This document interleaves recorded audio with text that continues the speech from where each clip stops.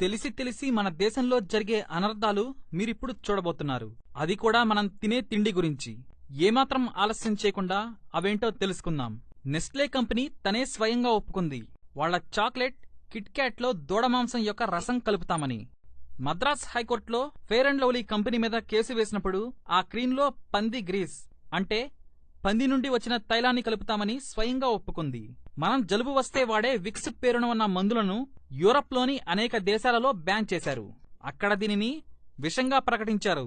కానీ మన భారతదేశంలో రోజంతా టీవీలో దీని ప్రకటన వస్తుంది. లైఫ్ బాయ్ అనేది బాత్ సోప్ కాదు, టాయిలెట్ సోప్ కాదు.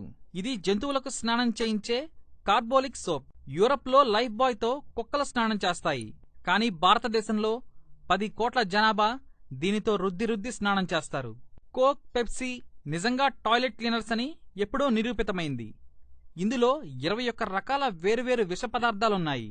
ఇంకో విశేషం ఏమిటంటే మన శాసనసభ క్యాంటీన్లో కోక్, పెప్సీ అమ్మకాలను బ్యాన్ చేశారు. కానీ దేశం నలుమూలలా దీన్ని అమ్ముతున్నారు. ఇక హెల్త్ టానిక్ అని పేరు చెప్పి అమ్ముతున్న విదేశీ కంపెనీలు బూస్ట్, కాంప్లాన్, హార్లిక్స్, మాల్టోవా, ప్రోట్నిక్స్. వీటన్నిటినీ ఢిల్లీలోని ఆల్ ఇండియా ఇన్స్టిట్యూట్ అంటే భారతదేశంలోనే అన్నిటికన్నా పెద్ద ల్యాబ్. ఈ ల్యాబ్లో పరీక్షించగా తేలిందేంటంటే కేవలం వేరుశనగ పిప్పి నుంచి తయారవుతుందని. అంటే వేరుశనగ నుంచి నూనె తీయగా దాని వేస్ట్ మిగులుతుంది. దానిని గ్రామాలలో పశువులు తింటాయి. దానితో ఈ హెల్త్ టానిక్లు తయారవుతాయి. మరో విశేషం, అమితాబ్ బచ్చన్కు ఆపరేషన్ అయింది. అది 10 గంటలు జరిగింది. అప్పుడు డాక్టర్లు ఆయన పెద్ద పేగును కట్ చేసి తీసేశారు. డాక్టర్లు ఏం చెప్పారంటే కోక్, పెప్సీ ఎక్కువగా తాగటం వల్ల అది కుళ్ళిపోయిందని చెప్పారు. ఆ మరునాటి నుంచి అమితాబ్ బచ్చన్ వీటి ప్రకటనలు చేయటం మానేశారు.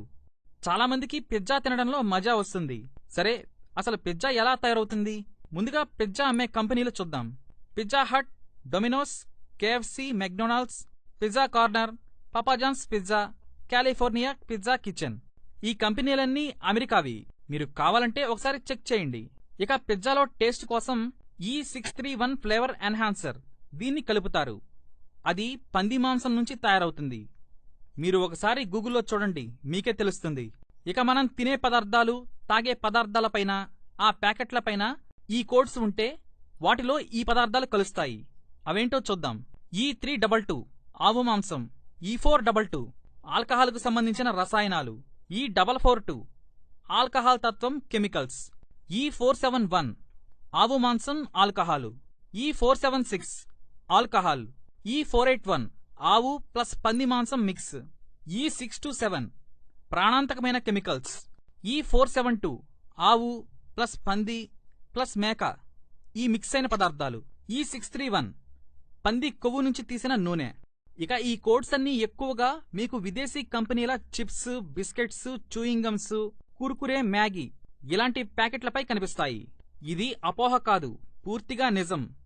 అయినా నమ్మకం లేకపోతే ఒకసారి గూగుల్లో క్లియర్గా సెర్చ్ చేసి చూడండి, మీకే అర్థమవుతుంది. ఇక మ్యాగీ ప్యాకెట్ పైనైతే ఇంగ్రీడియంట్స్లో చూడండి, ఫ్లేవర్ E635 అని రాసి ఉంటుంది. అంతేకాదు, మీరు కావాలంటే ఇప్పుడు మీరు చూస్తున్న నంబర్లన్నీ గూగుల్లో చెక్ చేసి చూడండి.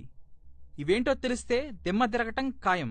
భారతదేశంలో 121 కోట్ల జనాభాలో కేవలం 10% జనం 10 రూపాయల పళ్ల రసాలు తాగితే నెలకి 3600 కోట్లవుతుంది. కానీ మీరు కోకోకోలా, పెప్సీ తాగి 3600 కోట్ల రూపాయలను దేశం బయటికి పంపుతున్నారు. కోకోకోలా, పెప్సీ లాంటి కంపెనీలు ప్రతిరోజు 7000 కోట్ల కన్నా ఎక్కువ దోచేస్తున్నాయి.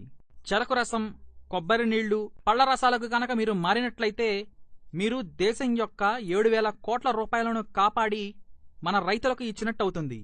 అప్పుడు రైతులు ఎట్టి పరిస్థితుల్లో ఆత్మహత్యలు చేసుకోరు. కాబట్టి విదేశీ వస్తువులపై మోజు తగ్గించుకోండి, స్వదేశీ వస్తువులనే వాడండి. దేశ ఆర్థిక వ్యవస్థను